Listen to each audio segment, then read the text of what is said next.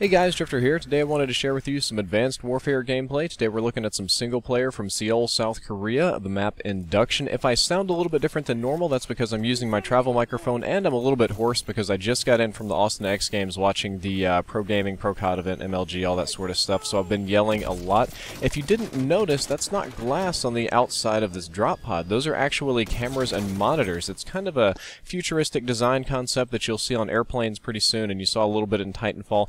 Why have your external areas of your ship be made of breakable glass when they can be made of metal, and you can put cheap cameras on the outside so you can see what's going on? Anyway, our protagonists crash into Seoul, South Korea.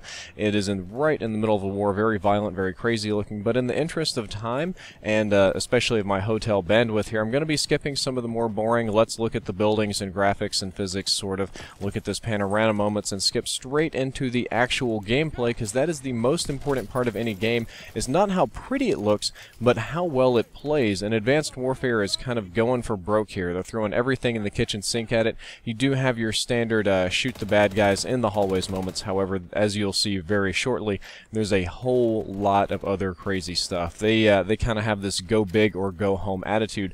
Also, this is the in-game HUD. This is not just the single player made for E3 stripped back HUD. What they've done in this game is they've decided that you're going to be wearing this visor, this mask the whole time, and it's going to display stats as you need them, and you're not going to die here because one of the abilities of your exoskeleton is actually the ability to boost. You have like little jetpacks on you a la Iron Man, so that if you jump off a really high height, you can kind of use that to slow your fall so that you don't hurt yourself. But back to the HUD. The game is going to run a very clean HUD, and since you have this visor on that works a lot like Google Glass, that works a lot like how we're going to imagine future technologies like augmented reality, VR glasses, that sort of thing, it overlays the stats of the weapons you pick up on the weapons themselves. If you get in a vehicle, it overlays the vehicle controls. If you need something on your minimap, on your HUD, on your radar, it overlays this on your screen in real time, very much so like what we're trying to do with real soldiers today. And that huge thing that just stamped overhead was apparently a tank. Future tanks are going to walk instead of roll, but now we're going to get to see a little bit of shooting, how this gun shoots. We see very low recoil, which I'm going to say is a realistic thing. I mean, I'm assuming that guns in the future are going to have less recoil and longer range and continue to be increasingly dangerous and more easy to use as they go, especially if you're a soldier with a HUD and instructions and all this.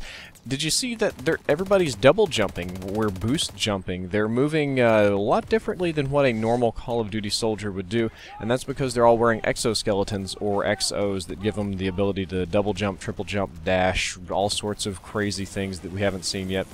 We also have this swarm right here. This is an AI swarm. It's kind of a drone swarm. The concept being that in the future, robots will be doing a large portion of the fighting, and that nothing is more dangerous than a swarm of robots. Why send one or two when you can send a couple of hundred?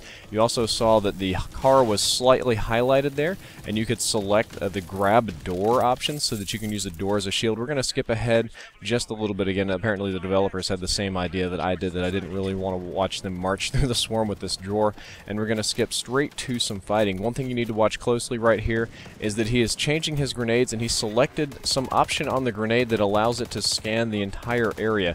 It seems like you have one default grenade, like one actual normal grenade, but it can do almost anything. This I've never seen before.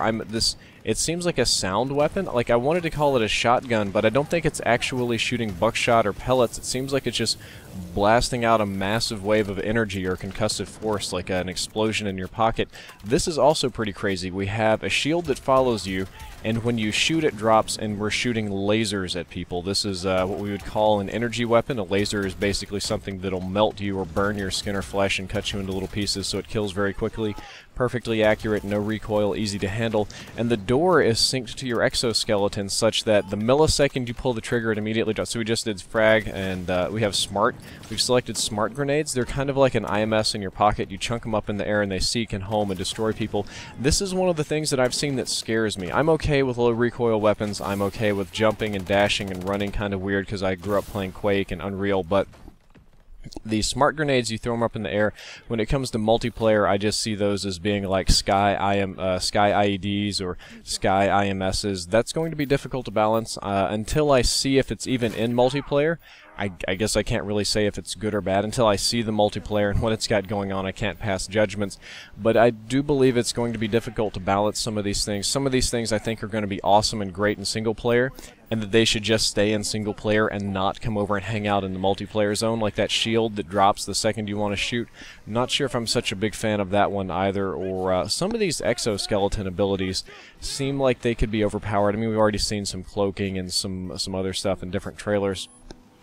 And unless they're very, very, very short-lived or balanced or part of a kill streak or something like that, they just probably shouldn't be in multiplayer, because I could see them being very easily abused. Here at the end of the level, we've got the cutscene.